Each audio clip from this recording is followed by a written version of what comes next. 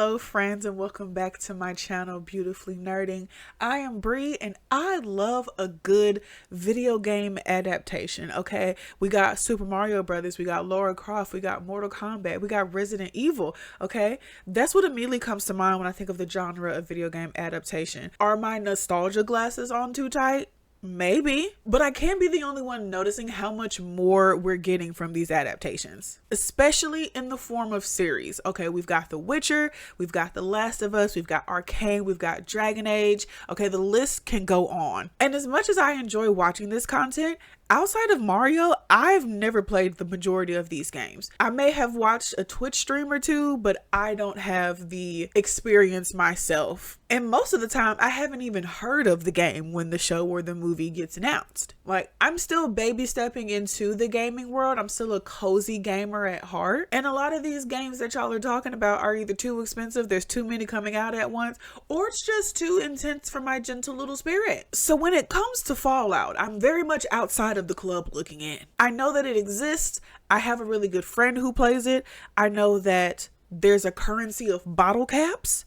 And that's about it. Like, my main gaming system is my Switch, and I use my 360 as a DVD player. So when I found out that Fallout was on Amazon Prime, because obviously I didn't hear anything about it beforehand, because again, I'm not in that world like that, I definitely was interested because I was like, you know, I'm kind of curious about what the world of Fallout is, because I don't know anything about the game. And I am in my favorite place for taking in new media, having absolutely no context of the world that I am about to enter. All I know is post-apocalyptic and bottle caps. So I watched episode 1. To say that I was not prepared would be the understatement of the year. So we start with an end card.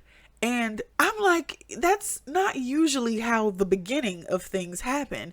And then I'm realizing, like, oh, like the end, as in this is the inciting event, the end of life as we currently know it. So we open up on a cowboy doing tricks on a horse in slow motion, and I'm just like, cool, I suppose. And we see it's actually a kid's birthday party, and there's a little girl dressed like a cowgirl, and I'm like, oh, that's cute, it's her birthday. It's actually not her birthday. It's this rich family. They're throwing like this big old party for their son because they got money and they can do whatever they want to do with it. And the girl dressed up in the cowfolk outfit is actually the daughter of the guy who's on the horse. So we are exposited that the dad must have fallen on hard times. He's going through a divorce with his wife, and he's doing this job to, you know, make some extra money to take care of his daughter. And some of the dads try to tease him.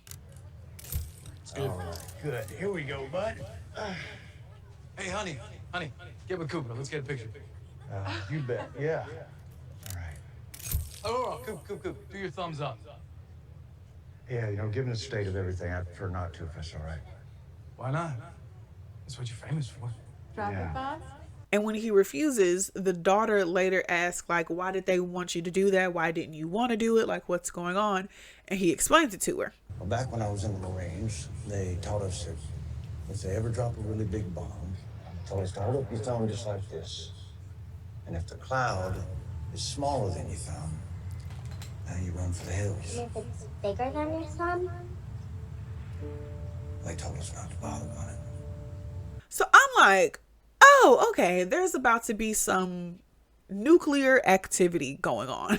And this is when I finally processed Fallout like shelter. I knew that like the words Fallout shelter were a thing, but in my mind, Fallout meant like the aftermath of, which kind of it means that too. It's a little double entendre. So of course they wouldn't tell us about the thumb trick if it were not about to immediately come to fruition, because we see a bright blinding flash of light and the little girl holds up her thumb and her face sinks. She asks her dad, like, okay, is this supposed to be your thumb or mine? And I guess dad didn't see the light or hear anything that's happening right now.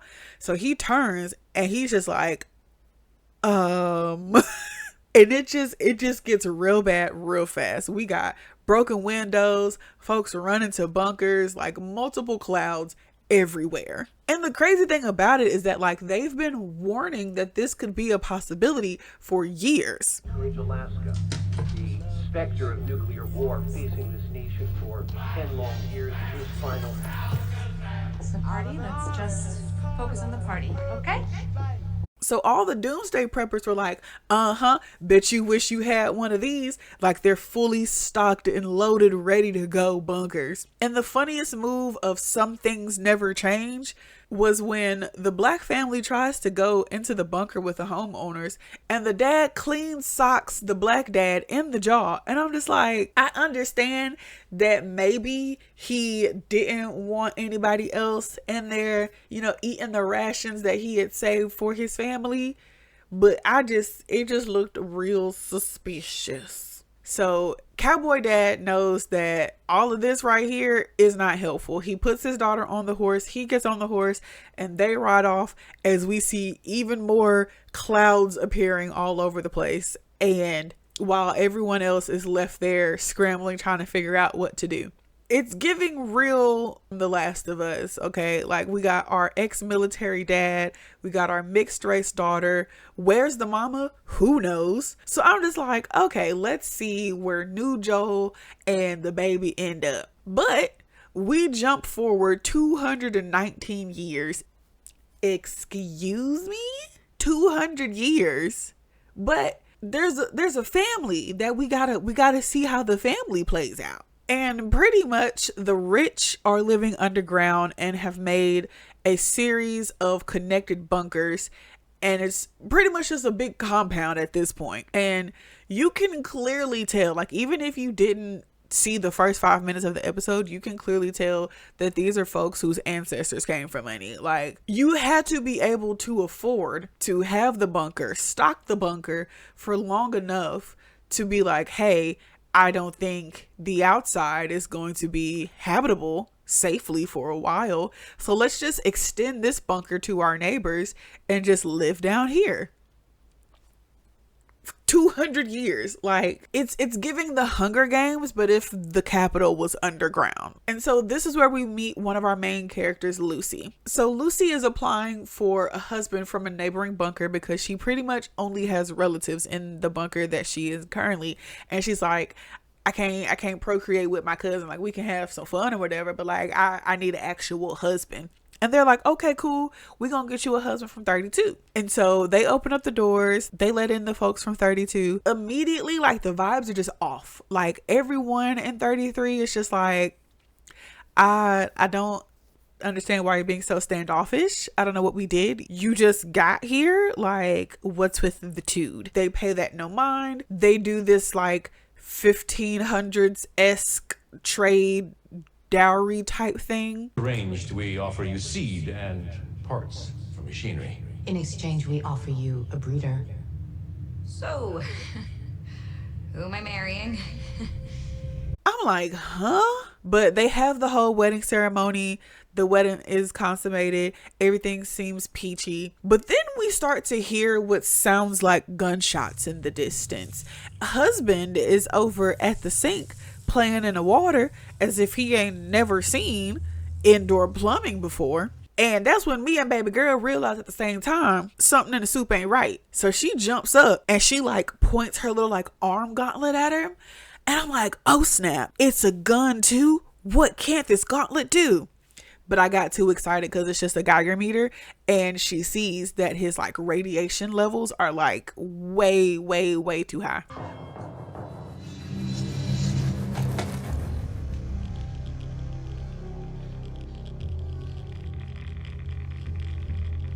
From the surface.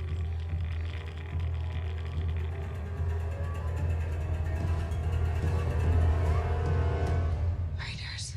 And this is where everything starts to get real, because Lucy's brother Norm had been snooping around in the 32 area, and we're seeing like dead crops, like overturned chairs, just like the whole area is in disarray. And we're like, yo, what happened here? And then we start to see bodies. And that's when we realize that, oh, these folks we just invited into our home, they're not the real Bunker 32. But my question is, how long have these surface dwellers been in the vault? Okay, like, did someone from 32 open a surface door and that's how the folks got in and they like did a rampage? Or did the folks sneak into 32 and start causing chaos? Or have they been working their way through bunkers just to get to 33? Because we find out later that's specifically where they wanted to go. And then also, how many districts are there? Okay, like, is this bunker system encompassing of the entire US? Did the entire world get clouds? Or is this just America? Like, I could literally go on. I have so many questions. But Lucy realized that homie was not who he said he was just a little too late.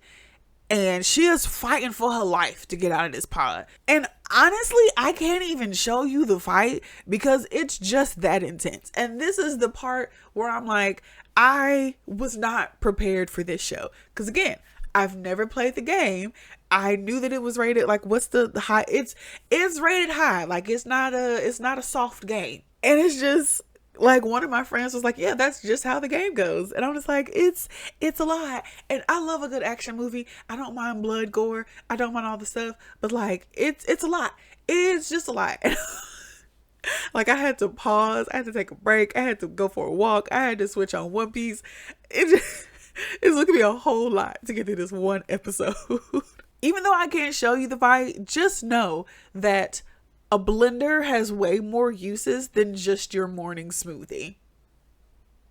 So Lucy is able to get out of her pod and she runs to the open area and she sees that 32 is tearing through her commune. And like, some of 33 is holding their own, but it's like putting a street fighter in the ring with a trained boxer. Okay, them folks from 32 fight dirty. The surface 32 folks snatch up some of 33 and makes the mayor decide between these hostages or his daughter. And he's like, why not both? And shoves his daughter into like this broom closet bunker. Pretty much every room inside the bunker is another bunker. And then he sacrifices himself to the folks of 32 to spare the lives of the rest of the people from 33. The surface dwellers leave and everybody's like running for their lives because they set off stuff. And to my surprise, there's still like 20 minutes left of this show. And I'm just like, I done had like 3 heart attacks, a panic attack, a breakdown. Like, how is this show still going? So we have 2 more characters to meet. So we have Maximus, who is a military man with some strange vendetta to fulfill on these Mach 1 Iron Man suit predator looking robot things that I guess attacked his home when he was a child. But he's a master manipulator, and he's terrifying because he stabs someone in the back. Like, not literally, but that wouldn't have surprised me. Like, this is a person that he called his friend just because the friend got a promotion, but Maximus felt like he deserved it more. So he was like, I'm gonna do what I need to do to get you out of the picture so that I can be in the picture because it's supposed to be my picture in the first place. Like, he's not all there, and I'm honestly like terrified of him the most. And then there's Ghoul. Now, he is some kind of mutant something or other. Like, there's a scientist that tests on him, blah, blah, blah. Like, that's not the fun part. These cowboy goons come and dig him up, and they're like, we got a job for you to do. Like, we could go find this dude, and it'll be a real big payout for us. A bounty came down. A huge one. Enough to be a last score for me and whoever's with me. Yeah. And I'm just like, so what's the benefit for Ghoul? Like, what does he get out of it? And I guess Ghoul realized that too, because he takes old boys out and then goes to go collect on the bounty himself. I'm assuming that this is Cowboy Dad from the beginning. Now, if I really like fully wanted the spoiler, I could just look at the like Amazon X-ray and see like who's the list of the characters when people are on screen. I know that it's him. And then someone even says like California, where you're originally from. And he's like, how do you know that? Not quite telenovela drama, but that's essentially what happens. I know that it's him, but for some reason in the back of my head, I'm just like, no, you're wrong. It's actually the other person. And I don't know why I'm second guessing myself, but I am.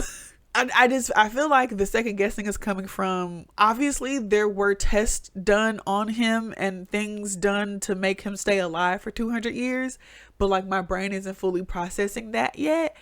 And so I'm just like, it's not him, but it is. This first episode introduced us to our three main characters, Lucy, Maximus, and Ghoul. I'm sure the first couple of episodes will be like getting more info on the three of them, bringing them together, and then they all get on the same side to defeat the bad guy.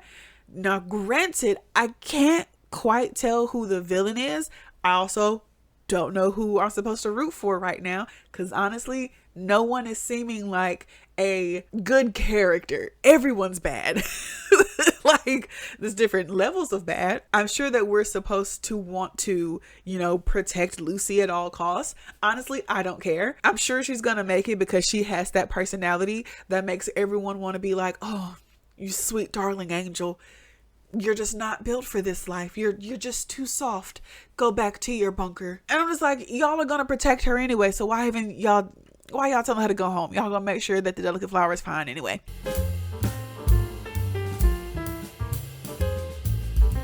I feel like there's probably like a secret elite sub bunker that houses like the real people who are like pulling all the strings that are actually running the world, and they're probably like doing tests on the people on the surface to try to figure out like when the surface will be like properly livable again, because it seems highly specific to kidnap the mayor of 33. You could have just murked him while y'all were there, but you snatched him and took him away, so that means you need him.